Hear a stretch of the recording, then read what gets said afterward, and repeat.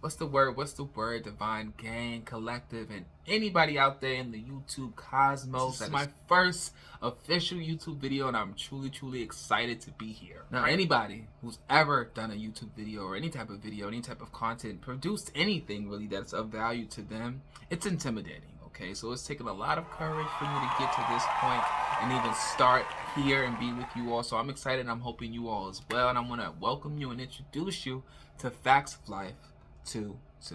My goal here is to encourage all of you out there in the cosmos, in the world, really, to live a more soul-centered life, okay?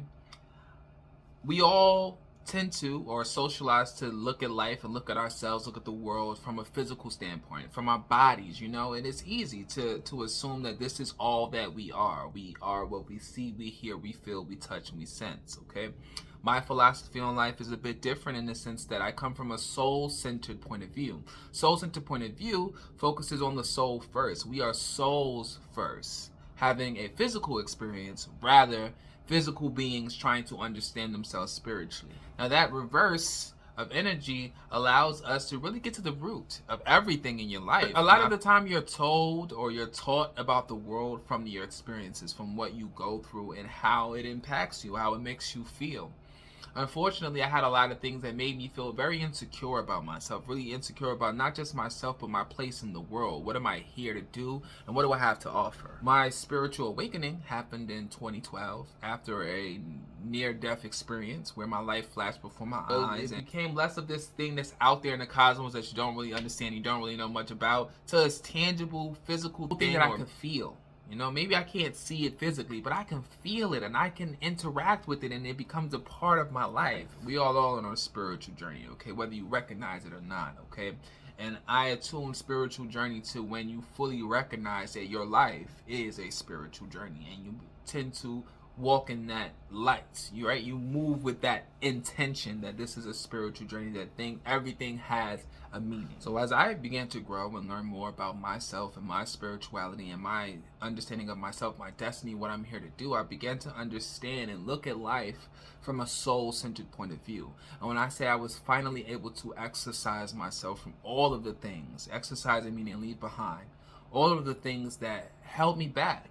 And then I'm not talking about people, places, and things of other people. I'm talking about things within myself, ideologies about myself, right? And so with a soul-centered life, every single thing that you're experiencing in your physical life, in your emotions, in your mind, all starts in the soul. And when you have a soul-centered point of view, you're able to pinpoint accurately what you need to change in order to find the outcome that you want in your life. I want to empower people to be the leaders, to be the architects, to be the illustrators of your own stories, right? To write your own book and not feel like life is just kind of happening to you. Because I know what it feels like to feel like life is just kind of happening to you. How? How am I going to do this, right? It all sounds nice and good in theory, but how am I actually going to go about doing that, okay? It's going to be informative, so I will be sharing with you some sort of information, guidance. So I'm going to use what I've learned in the different divination tactics and tools that I've learned through tarot, scrying, mediumship. I have studied shamanism. I have intersections and knowledge about Hinduism, Buddhism, you know. It's less about one person being right and all the others being wrong. It's more likely that we all have a piece of the puzzle.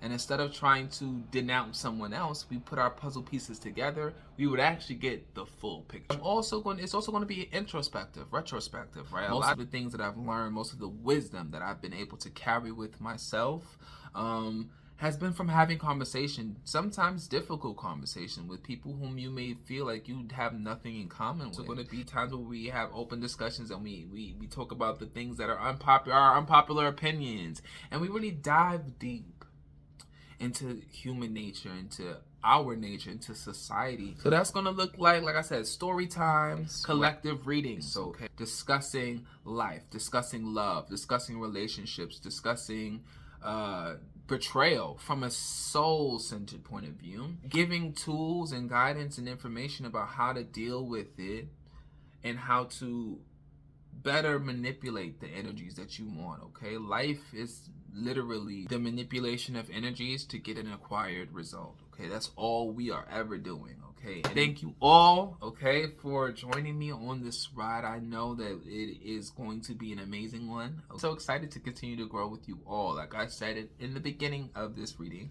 I'm going to ask that I'm going to get used to the whole YouTube layout. Ask that you please subscribe to this channel and look forward to lots more content coming your way.